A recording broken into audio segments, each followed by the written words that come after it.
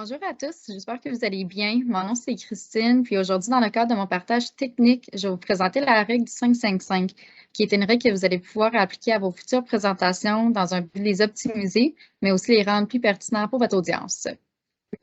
Donc, ils disent qu'une bonne présentation, c'est comme un bon vieux PB&J, un sandwich de beurre de peanut avec de la confiture. Donc, pensez-y de même. En fait, vous avez votre beurre de peanut qui représente votre présentation, votre PowerPoint, vraiment votre support visuel. Et il y a vous, le lecteur, le présentateur, vous représentez plutôt la confiture. Puis évidemment, ensemble, vous faites un duo spectaculaire. En fait, vous êtes un bon match. Donc, il faut toujours penser à nos présentations comme complémentaires. Il y a vous et votre support visuel.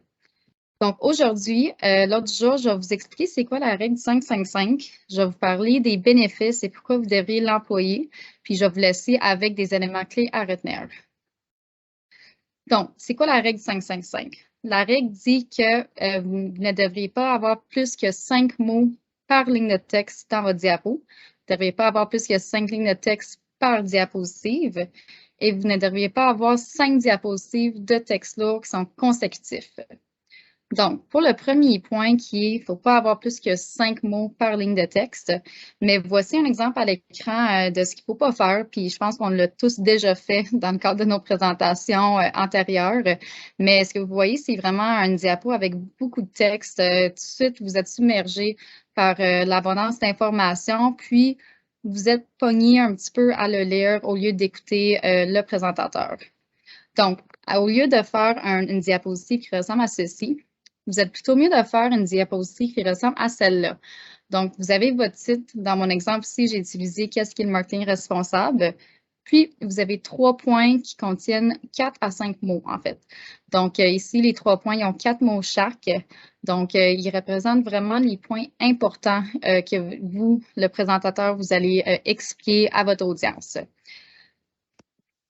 Pour le deuxième point, il y a les 5 lignes de texte qu'il faut respecter. Donc, ici, vous voyez un exemple de ne quoi pas faire. Dans le fond, ici, il y a plusieurs bullet points avec beaucoup d'informations. Encore une fois, abondance d'informations. Vous êtes un peu perdu tout de suite.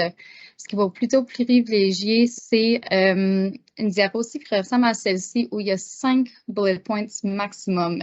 Donc, par exemple, vous avez votre titre qui est Origine et Histoire, puis par la suite, vous avez 5 bullet points, encore une fois, suivant la règle d'avant de 5 mots par ligne, mais vous avez vraiment juste l'essentiel, puis vous avez un bon nombre de textes qui va supporter vous, le présentateur, dans ce que vous dites.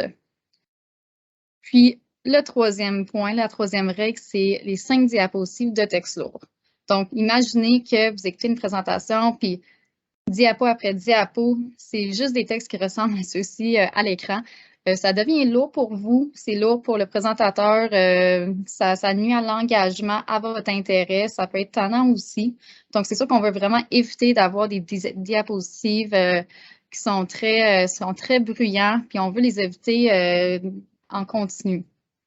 Donc, la bonne pratique, ça serait vraiment d'utiliser un mix d'autant, oui, de diapositives avec du texte, mais aussi utiliser des supports visuels, puis peut-être des questions aussi, vraiment venir engager votre audience. Donc, dans l'exemple ici, mais il y a différentes façons que l'information peut être présentée.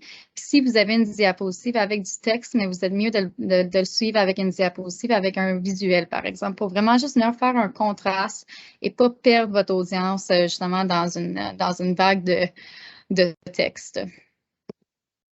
Donc, après ces 3 points, mais c'est quoi les bénéfices? Mais le premier, c'est le focus. Donc, ça vous permet vraiment de vous concentrer sur les points principaux. Donc, vraiment, en utilisant ces 3 règles-là, vous allez vraiment pouvoir mettre l'essentiel dans vos diapositives, dans votre présentation. Puis le reste, c'est vous qui allez l'expliquer. Ça aide avec l'engagement. Donc, c'est sûr, ça crée une audience plus engagée. C'est sûr qu'avec moins de texte sur votre diapositive, mais ça suscite l'intérêt. Ça pique la curiosité. Donc, votre audience va être plus apte à vous écouter au lieu de lire simplement votre PowerPoint. C'est sûr, ça a l'air plus professionnel aussi. Donc, professionnaliste, une présentation qui est plus clean, qui est vraiment plus beau, en fait. C'est sûr que le minimum, vraiment une présentation minimaliste, c'est très intéressant dans un contexte professionnel. Puis, mais c'est sûr que le quatrième point, c'est l'efficacité. Ça réduit votre surcharge de travail. Donc, vous avez moins de texte à écrire dans vos PowerPoint. Ça vous permet vraiment de focuser sur ce que vous, le présentateur, ce que vous allez dire et non sur votre support visuel. Donc, à retenir, la règle du 5-5-5, ce n'est pas une règle absolue. En fait, il existe plusieurs règles aussi. Il y a la règle du 6-6-6, la règle du 7-7-7, la règle du 10-20-80. Il y en a plusieurs, mais ce qu'il faut garder en tête, c'est que ce n'est pas une règle absolue, mais c'est juste un guideline qui va vous faire réfléchir, en fait, à comment préparer vos présentations dans le futur. Donc, il faut vraiment penser à l'audience. Vous, est-ce que ça vous intéresse de voir des diapositives avec beaucoup de texte ou vous préférez quelque chose plutôt simple? Après ça, ben, ça vous permet d'écouter en fait le présentateur puis vraiment écouter ce que lui il a à dire. Puis, c'est sûr qu'il faut toujours garder en tête l'aspect de complémentarité. Comme j'ai mentionné avec l'exemple du PB&J, votre présentation, c'est vraiment complémentaire à vous, le présentateur. Donc, on veut s'assurer qu'il n'y a pas un overlap de ces deux choses. Donc, ça conclut ma présentation. J'espère que vous avez aimé. Si vous avez des commentaires, questions, n'hésitez pas à me laisser un petit message. Merci, bonne journée.